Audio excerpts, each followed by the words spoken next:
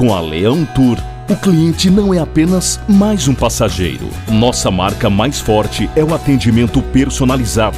Dos itinerários mais longos a viagens mais curtas, a Leão Tour oferece os destinos mais diversos, aconchegantes hospedagens e roteiros de entretenimento que cabem no seu orçamento. Se viajar é um prazer, com a Leão Tour, este prazer não tem limites. Acesse leãotourmilhas.com. Olá, boa noite. Olá, muito boa noite. Mais uma segunda-feira, né, Sandro? Chegamos aqui com mais informações para o pessoal que toda semana está aqui nos acompanhando. Hoje é dia 8 de março, Dia Internacional da Mulher. Eu quero aproveitar e cumprimentar aqui a Camila, que é mãe, profissional da área de comunicação, aliás, uma competente profissional, uma mãe também dedicada. Então eu quero dedicar esse dia, quero parabenizar todas vocês, mães, mulheres, no Brasil inteiro, no mundo inteiro, pelo seu dia. Camila, eu quero aproveitar e deixar você tomar conta do programa em nome de todas as mulheres do Brasil inteiro. Quero que você comece dizendo pra gente quais são os destaques de hoje. Tá certo, Sandro. Primeiramente, eu queria te agradecer e também desejar Feliz Dia das Mulheres para todas as mulheres, né, que ganharam muito espaço. No começo não foi fácil, a gente sabe, né, que lá atrás, principalmente quando começou essa época de política e as mulheres não tinham espaço nenhum, e hoje nós temos muitas mulheres, né, deputadas, senadoras, prefeitas, governadoras competentes, que estão aí provando que de fato as mulheres vieram para ficar mesmo. Jornalistas também. Daqui a pouco a gente vai falar um pouquinho sobre isso. Camila, então, os destaques. Vamos aos nossos destaques de hoje, então. Bahia prolonga o lockdown por mais uma semana. Pandemia se agrava na Paraíba e 95% dos estados entram na bandeira laranja. O jornalista Marcelo Jorge faz uma análise sobre a primeira semana de medidas restritivas mais severas no Nordeste. Muito importante essa participação do Marcelo Jorge. A gente vai falar um pouco sobre essa questão de lockdown. Por que os governadores e prefeitos estão voltando a trancar as cidades e os estados? Tudo isso e muito mais a partir de agora.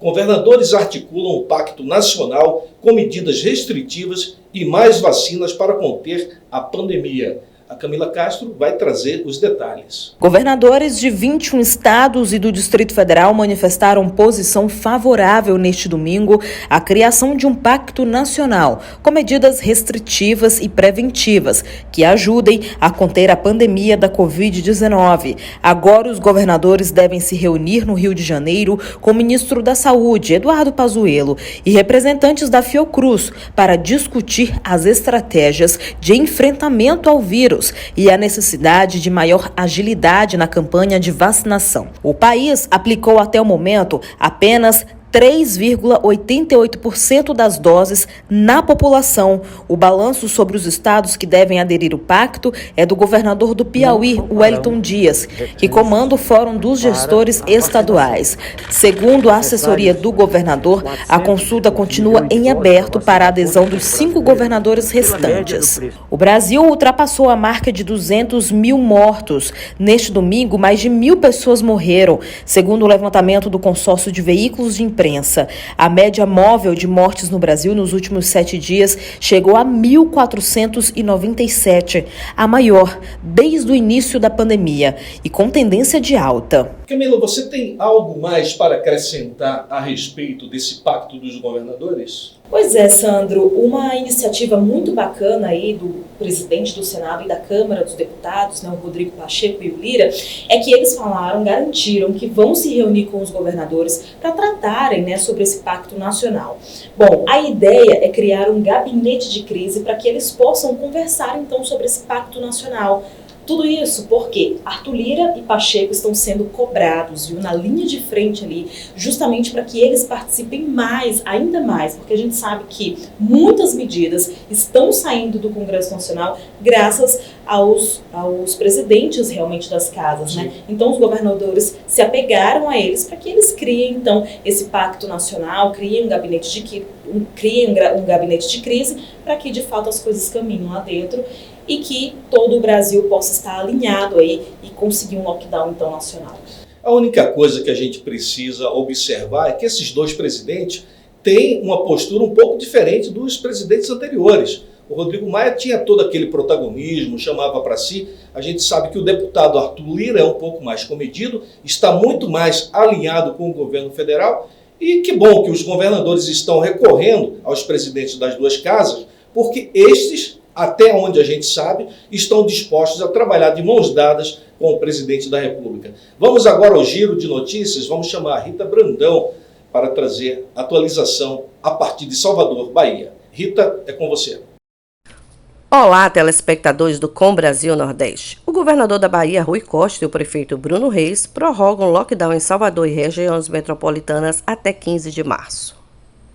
Após 7 dias de suspensão das atividades não essenciais em nossa cidade, nós já começamos a observar uma pequena queda no número de casos ativos, mas ainda muito incipiente diante da gravidade que nós estamos vivendo nesse momento.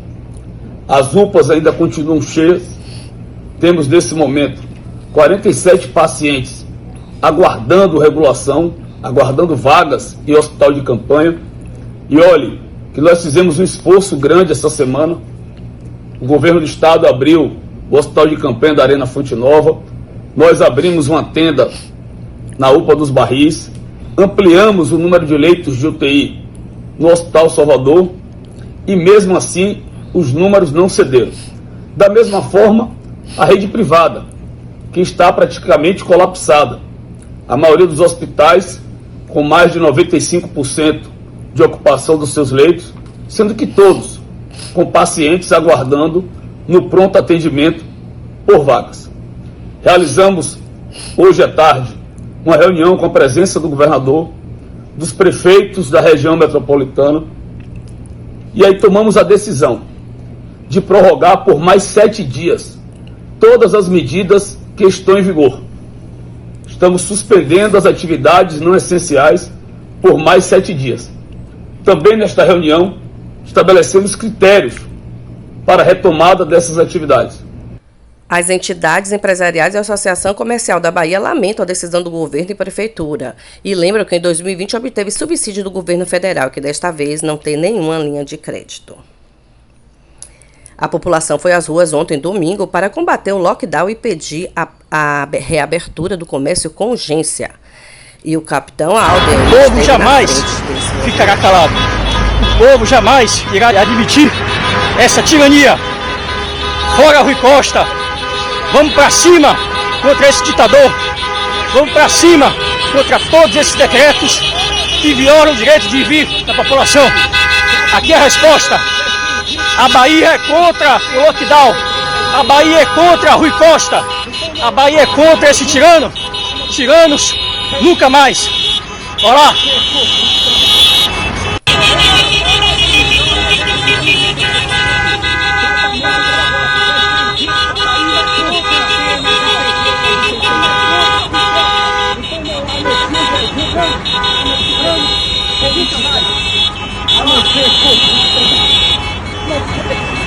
Querer destruir a vida do nosso povo.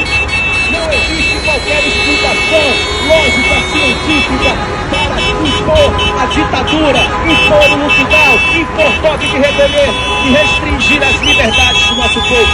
Não há qualquer justificativa. E nós não podemos, povo brasileiro, você que está aí nos assistindo, de todo o Brasil, é hora de fazer como Salvador está fazendo, como a Bahia está fazendo.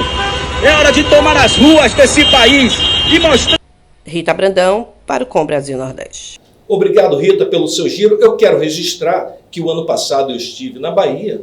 Aliás, a Rita me acolheu muito bem aí. E o que a gente via era o seguinte: havia restrição, comércios fechados, mas na hora de pegar a barca para atravessar para aquelas ilhas lá, um amontoado de gente. As pessoas indo trabalhar também, da mesma forma, nos transportes coletivos, apinhado de gente. Ô Camila, você é mãe de família, você é dona de casa, provavelmente você precisa trabalhar. Aliás, você está aqui trabalhando, né? Você é a favor desse fechamento total? Como é que você avalia isso? Olha, Sandro, eu sou a favor de que as pessoas retornem ao trabalho, mas que tudo seja feito de uma forma segura, né? O que eu não sou a favor é dessas festas, dessas aglomerações, mas assim, eu acho que os restaurantes precisam funcionar sim. Inclusive, hoje de manhã, eu estava vendo aqui em Brasília, no Distrito Federal, já teve um buzinaço pela manhã dos donos de food truck, né? Que são aqueles caminhões de comida. Eles querem voltar ao trabalho, né? Foram hoje na porta do Buriti, que é a sede do governo federal daqui, pedirem para retornarem aos trabalhos. Então, eu acho que todo mundo precisa realmente voltar a trabalhar, senão, de fato, as pessoas vão ficar sem emprego, né? Tem gente que investiu tudo para ter um negócio e de repente fecham as portas. Eu acho que tem que ter cuidado realmente com a aglomeração, mas eu acho que tudo tem que ficar aberto sim. Claro, uma coisa é você fazer paredão, juntar para fazer baile funk, forró no meio da rua. Outra coisa é o pai de família que precisa trabalhar. Aliás, os senhores governadores, prefeitos, que mandam trancar as portas desses comércios, eu pergunto aos senhores o seguinte: os senhores vivem acusando o presidente da República de ser ditador. Os senhores estão sendo o quê? A partir do momento que os senhores interferem no comércio de alguém que, como a Camila falou aqui, às vezes coloca a sua vida, todo o seu recurso, abre uma portinha lá, vai vender sapato, o senhor manda trancar. Qual a diferença de um atendimento seguro em uma farmácia, em uma padaria, para uma loja de roupa ou uma loja de sapato? Não faz sentido isso que vocês estão fazendo. Um protocolo de segurança para todas as atividades comerciais. Agora, fechar, os senhores estão sendo arbitrários.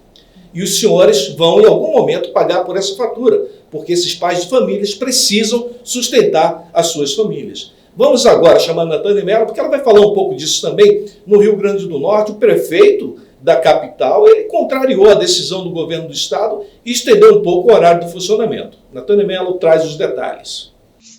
Olá, muito boa noite. Vamos agora acompanhar o giro de notícias que eu trouxe para vocês nessa segunda-feira. O prefeito de Natal, Álvaro Dias, publicou novo decreto neste sábado 6 e não seguiu as recomendações e determinações do governo do estado para o toque de recolher das 20 às 6 horas, de segunda a sábado e durante todo o dia aos domingos. Contrariando o decreto do estado, a prefeitura permite o funcionamento de bares e restaurantes até às 21 horas, todos os dias da semana, e de shopping centers, inclusive praças de alimentação, também todos os dias, no horário das 9 às 20 horas. O decreto da prefeitura autoriza ainda a abertura e funcionamento das igrejas, templos e demais locais de rituais religiosos para a realização de missas, cultos e rituais de qualquer credo ou religião, com limite de 25% da capacidade do local. Manteve também a autorização de abertura e funcionamento das escolas de ensino médio, fundamental e infantil da rede privada e das instituições de ensino superior para a realização de aulas presenciais, desde que atendidas as regras e protocolos sanitários. Pois é, uma situação realmente muito complicada. A Natânia Mello continua com a gente, porque agora ela vai falar sobre a economia de Pernambuco, que fechou o ano de 2020 com queda menor do que a do Brasil. Vamos ver. A economia de Pernambuco registrou queda de 1,4% em 2020, recuo menos acentuado do que o do Brasil, que foi de 4,1%. Esta é a quarta retração do Produto Interno Bruto do Estado desde 2002, mas também a menor entre elas, mesmo com o cenário de pandemia que impactou fortemente a economia pernambucana, brasileira e mundial. A queda no ano passado foi puxada, principalmente, por conta do resultado negativo do setor de serviços, responsável por 75% da economia local e bastante afetado pelas medidas restritivas para conter o avanço do coronavírus. Por outro lado, o auxílio emergencial segurou uma queda mais acentuada, já que injetou entre 15 e 18 bilhões de reais na economia de Pernambuco, elevando a renda e o consumo no estado. Desde 2002, o PIB de Pernambuco apresentou queda em 2003, menos 2,7%, 2015, menos 4,2% e 2016, menos 2,9%. Em 2019, a economia local tinha fechado com crescimento de 1,4%. A Natânia Mello vai continuar girando a região Nordeste e vai falar de um acréscimo de 95% da pandemia na Bahia e, por conta disso, muitos municípios estão na bandeira laranja. A Secretaria Estadual de Saúde publicou, na tarde deste sábado 6, a análise situacional e evolutiva da pandemia da Covid-19 no estado da Paraíba. A 20ª avaliação do Plano Novo Normal Paraíba passa a vigorar nos 223 municípios paraibanos a partir desta segunda-feira 8 e aponta 95% dos municípios paraibanos em bandeira laranja, 4% figuram em bandeira vermelha e apenas 4 municípios da Paraíba na bandeira amarela, uma redução de 97% em relação à avaliação anterior, a menor participação dessa bandeira desde o início dos ciclos avaliativos. Agora, nenhum município está na bandeira verde. A avaliação em cores varia do vermelho ao verde, sendo que o vermelho é a mobilidade impedida e o verde a mobilidade livre. Nos últimos dias, a Secretaria Estadual de Saúde ativou mais de 140 leitos exclusivos para tratar pacientes com quadros moderados e graves da Covid-19. Outros 147 serão abertos nos próximos 15 dias, totalizando mais 287 leitos ativos para a Covid-19. Então, Camila, a gente está vendo que algumas prefeituras estão se rebelando contra a orientação do governo do estado, mas tem também cidadãos, comerciantes que estão se rebelando também. Eu lembro que o ano passado, quando eu viajei para a região Nordeste, havia pousada que me atendia com as luzes apagadas. Me parece que aqui em Brasília está acontecendo algo parecido. Pois é, só que dessa vez com as escolas, viu? Olha, algumas escolas particulares, né, alguns donos estavam desesperados, porque teve essa semana aí de lockdown em vários estados brasileiros, aqui no Distrito Federal não foi diferente, as escolas pararam por uma semana. E aí, qual foi a estratégia desses empresários, né? Esses empresários aí da área do setor das escolas particulares? Eles alugaram casas para abrigar crianças, de 15 a 20 crianças, para que esses alunos não ficassem sem aulas e atendessem, então, esses estudantes de forma velada para que o governo do Distrito Federal não descobrisse, então, que esses alunos estavam tendo aula. Tudo isso para não perder, né, aquela mensalidade, para que as crianças, é claro, não deixassem de estudar. Então é complicado. Eu pergunto ao senhor governador do Distrito Federal, o senhor acha que esse dono de escola, essa dona de escola, que está alugando uma casa, tendo uma despesa extra para tentar manter alguns alunos ali, estão fazendo isso apenas para desafiar o senhor? Ou porque eles acham que a Covid não existe? Não, governador, é que eles têm conta para pagar. E os senhores precisam pensar nisso, até porque os senhores têm os seus proventos redondinhos no final do mês. Mas essa gente não. O povo brasileiro tem que botar o pé na estrada e tem que trabalhar. Nós vamos agora a um breve intervalo comercial. Daqui a pouco a gente volta. Fique com a gente.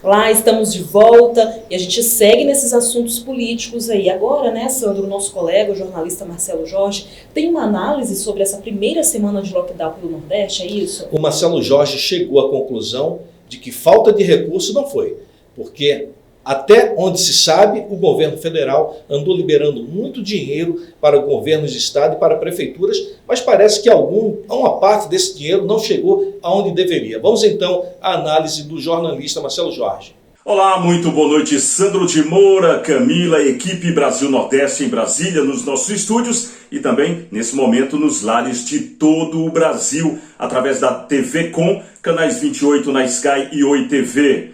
Agora, falta de dinheiro definitivamente não foi. A União, o governo federal, enviou dinheiro e muito para os municípios, principalmente para as capitais e grandes municípios. E aí o que se fez com todo esse dinheiro, infelizmente, não foi só o combate ao coronavírus. Vimos desmandos na administração pública, vimos desvios como o que aconteceu na Prefeitura do Recife, comprovado com 6 visitas da Polícia Federal até a Prefeitura, com detenção inclusive de secretário de Saúde, fora outros estados aí que tivemos também esses problemas. Em Manaus, um problema ainda maior, até porque o dinheiro que chegou a Manaus, no norte como um todo, Acre, Rondônia, Manaus, também foi muito alto. Isso não impediu que ele fosse desviado, utilizado em outras finalidades, ao ponto de chegar a faltar oxigênio para os doentes do Covid. Muitos deles foram imediatamente, emergencialmente mandados para outros estados, alguns infelizmente não resistiram e faleceram. Esse final de semana, repito, foi marcado por muitas arbitrariedades, mas em sua grande maioria a população obedeceu ao toque de recolher, digamos assim, e ficaram em suas casas, exceto os serviços chamados essenciais. Mas aqui fica a nossa pergunta também: o que é o serviço essencial? O que é essencial para um governador de estado pode não ser o essencial para um cidadão que mora numa cidade do interior, principalmente, onde ele sabe que o trabalho dele é essencial, onde ele já vinha cumprindo o protocolo de distanciamento, de higienização, enfim, cumprindo todas as diretrizes. Esse aí não é o culpado pela proliferação do Covid. Tem culpa? Claro que tem. Não tínhamos uma rede de saúde em todo o país, nos 5.570 municípios, com algumas exceções, naturalmente, o mínimo de exceções, não tínhamos uma articulação séria. Não para uma pandemia, porque o mundo não estava preparado para uma pandemia, a gente viu em países aí de primeiro mundo as dificuldades. Mas não tínhamos e nem temos hospitais para pandemias, endemias ou mesmo epidemias. Tivemos casos antes do Covid com a dengue, quando as pessoas estavam lotando os hospitais que já não tinham medicamento. Portanto, há um descaso, há uma mistura da questão política, do aproveitamento político de alguns gestores com a questão das oposições que se faz hoje ao governo federal também. Por quê? Porque a população está de olho na vida que está se esvaindo, no emprego que está sumindo, no dinheiro que já sumiu faz tempo. Alguns políticos, no entanto, estão de olho somente em 2022, que é o ano que vem, ano de eleições. E todos nós da imprensa devemos ficar de olho, a imprensa séria, ficar de olho neles, em todos os políticos, nos governantes, para que possamos repassar para a sociedade, para o nosso telespectador, para o nosso internauta, a veracidade da notícia, doa em quem doer. Da Rádio Brasil Nordeste, Marcelo Jorge.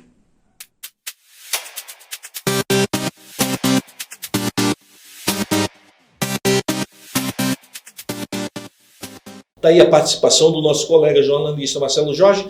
Aliás, nós queremos muito receber a sua participação. Manda um WhatsApp para a gente dizendo de qual parte do país você está assistindo a nossa programação, tá bom? Nós queremos abraçar você e abraçar também a sua cidade. E por falar em abraçar a cidade, queremos parabenizar a cidade de Tietê, na Grande São Paulo, que está fazendo aniversário hoje. Parabéns então a todos os munícipes e desejamos que o gestor aí esteja fazendo uma boa administração, que você possa ter aí a qualidade de vida que todo cidadão brasileiro merece e deseja. Camila agora vai atualizar as mídias sociais dos governadores da região sudeste, né, Camila? É isso mesmo, Sandro, e eu começo comentando que o governador do Espírito Santo, Casagrande, comentou aí nas suas redes sociais. Vamos lá. Ele disse o seguinte, que eles estão atentos e acompanhando através da Defesa Civil Estadual os impactos ocasionados pelas chuvas ocorridas nas últimas 24 horas. Em caso de emergência, é só ligar aí para o 193. Realmente ainda tem chovido muito, né, Sandro, em boa parte do Brasil. Aqui no DF deu uma trégua, mas parece que já tem previsão de chuva, já o retorno dessa previsão de chuva, então, para ainda essa semana. A única coisa que é pouco compreensível, Camila, é que esses eventos acontecem todos os anos. Mas Casagrande, que é um governador aí bastante experiente, já foi senador, conhece o seu estado como ninguém, ainda tem que ser pego de surpresa, né, com essas questões que todos os anos se repetem. Vamos lá, continuando girando as mídias dos governadores. Vamos lá. Eu comento agora sobre o Romeu Zema. Ele disse que desde o início da pandemia quase dobrou o número de leitos de UTI em Minas Gerais, para que nenhum mineiro ficasse sem atendimento. Passou de 2.072 UTIs para 4.075. Ele, inclusive, publicou aí uma arte em seu Twitter para que as pessoas possam acompanhar, então, os números de UTI regionais aí por cidades do estado. É realmente uma iniciativa muito bacana, né? Porque muita gente nem sabe quantos leitos de UTIs tem por cidade. Aliás, esse governador Zema de Minas Gerais é um governador que não quer aparecer tanto, né? Ele é mais gestor mesmo. Ele mostra os números, tem trabalhado com discrição, mas tem feito um bom trabalho aí no estado de Minas Gerais. Camila, continua girando as mídias dos governadores. Já o governador do estado de São Paulo, e é dele que a gente vai falar agora, aparece bastante nas mídias, né, o governador João Dória. Ele disse o seguinte aí em suas redes sociais, que a vacina do Butantan está salvando vidas. Ele publicou uma manchete de um jornal, uma notícia, né, que diz o seguinte: após vacinas, mortes de idosos acima de 90 anos caem 70% em São Paulo. Um número alto, né? Essa é estrela, né? O Dória é estrela. Ele pode não ser qualquer outra coisa, mas estrela ele sabe ser. Agora, governador, nós queremos vacina, queremos que caia o número de mortes, pessoas de 70, de 60, de 50, de 40, de 30. Aí o senhor pode vir para a televisão para celebrar. De qualquer forma, que bom que está morrendo menos idosos, menos pessoas sêniores aí na capital, no estado de São Paulo. A gente espera para que o Butantan, de fato, vire logo uma fábrica e comece a produzir, né? A gente sabe que os insumos para a vacina no Butantan ainda estão vindo de fora do país. O Butantan ainda não tem essa capacidade, né, essa estrutura para produzir essas vacinas aqui. Mas ele disse que até o fim do ano o Butantan vai começar a produzir as vacinas aqui no Brasil e deve ser uma das maiores indústrias, deverá ser, né, uma das maiores indústrias do mundo. Embora não se sabe ainda o que acontecerá com essa geração que está tomando essa vacina. Na próxima geração, a gente vai saber se de fato essa vacina foi a salvação do planeta ou não. Porque tem muita coisa que ainda não está descoberta, até porque, como todos aí que invocam a ciência, sabem muito bem que em 8 meses não dá para saber tudo a respeito de uma vacina. De qualquer forma, a população está depositando a sua esperança na vacina, então que venha mais vacina, né? E as pessoas ficam imunes, né, durante pouco tempo. Tem vacina aí, eu não lembro qual delas, eu não sei se é a AstraZeneca ou a Butantan, que o efeito só dura menos de 1 ano. Então, assim, o estudo ainda está avançando e, de fato, a gente ainda não sabe sobre esses efeitos colaterais. Tem muitos estudiosos, né, que falam que não é legal tomar. Bom, a gente não sabe, também não está aqui para dizer se é bom ou não. Sim. A gente tem que esperar realmente. Uma coisa é certa, a indústria farmacêutica, essa sim, está rindo de orelha a orelha. Está com a sua vida resolvida por muitos e muitos anos. E se não bastasse tudo isso, né, tem prefeituras que receberam uma quantidade de vacinas, não se organizaram para vacinar a população e não tem vacina para a segunda dose. Perderam o prazo, estão na iminência de perder o prazo de aplicar a segunda dose. Ou seja, as pessoas que tomaram a primeira dose podem correr o risco de não ter efeito algum. Não bastasse toda a catástrofe que a Covid-19 tem causado no planeta, esses desastrosos prefeitos ainda não sabem fazer a conta que 1 mais 1 é 2. Se recebeu 10 vacinas, teria que guardar 5 para a segunda dose. Realmente muito pernicioso. Olha, eu quero muito poder contar com a sua audiência, com a sua participação. Quero receber o seu WhatsApp, saber de qual parte do país que você está assistindo a nossa programação. Agora, quero trazer aqui uma homenagem que nós preparamos para vocês, mulheres. Antes, quero saber, Camila, como é que você vê essa questão de ser mulher? Quando você olha homem, aquele camarada faz isso, faz aquilo, a mulher tem que fazer isso. Qual a sua avaliação? A mulher é um ser realmente... O Erasmo Carlos diz o seguinte, coloca aí aquela música do Erasmo Carlos que faz menção de que a mulher não é um sexo frágil. Dizem que a mulher é um sexo frágil, mas o Erasmo já desmentiu, disse que isso é uma mentira absurda. E você, o que pensa a respeito da mulher? Olha, eu vou resumir, viu? Eu acho que ser homem é muito mais prático, pode ter certeza disso, porque a mulher, ela carrega por si só muitas funções ao mesmo tempo, né? A gente tem esse dom de fazer várias coisas ao mesmo tempo. E eu me orgulho muito, que bom que eu vim nesse mundo como mulher, porque realmente eu adoro e é bom demais. Então, todas as vocês mulheres, a nossa homenagem, e nós preparamos uma poesia para vocês que vai ser narrada pela voz inconfundível do nosso colega Marcelo Jorge. Obrigado mais uma vez pelo carinho da sua audiência. Vamos deixar a poesia para você, mulher, tá bom? O nosso abraço, o nosso carinho e até a próxima. Tchau, gente. Até amanhã. Uma ótima noite. Camila, parabéns mais uma vez pelo seu dia. Obrigado e até mais. Tchau. Tchau, tchau. A raríssima, a essência da mulher, que gera a vida, que dá amor, que deseja amor. Mulher que ri, que chora, que fala, que cala. Mulheres lindas, todas, por dentro e por fora. A essência da mulher, é tão nobre, tão doce e desejável que ninguém ignora. Sandro de Moura.